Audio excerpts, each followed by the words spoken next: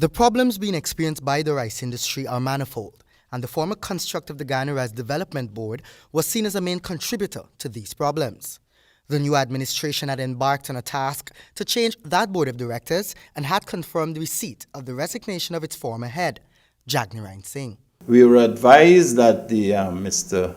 Siraj and the current chairman of Mr. Jagnarine, that he indicated his desire to demit office, and we will accept his resignation and wish him well. That was Minister of State Joseph Harmon at the weekly post-cabinet media briefing on June 24.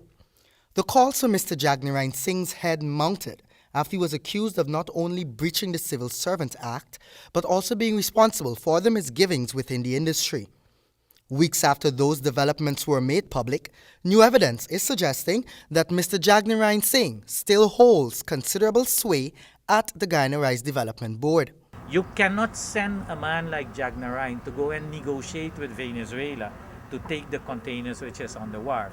Jagnarine is against this government. Jagnarine is an enemy of this government. Do you really think he's going to go there and help you negotiate and to the benefit of this government? That was Dr. Dorga, co-chair of the Rice Action Committee, who related that this information poses great risk to the industry. Evidence was provided to Nightly News, which indeed shows Mr. Jagnarine Singh affixing his signature to a rice deal with Panama at even lower prices after his announced resignation. Nightly News is also in possession of several other correspondences which confirms Mr. Singh's active participation in the marketing aspect of the Ghana Rice Development Board. This is not sitting well with Mr. Jagnarine Hammond, a new addition to the Grdb. Marketing is the key to this whole industry.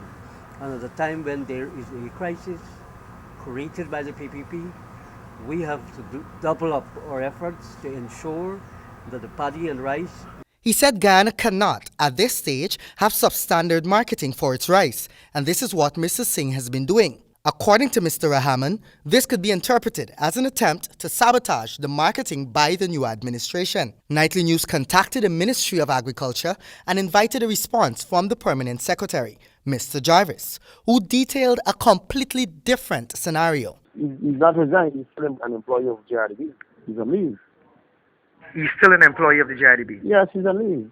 Jarvis further stated that Mr. Jagnarine in his letter requested that after his leave has expired, then he would be officially resigned. However, when questioned, Prime Minister Moses Nagamutu relayed his oblivion to this issue.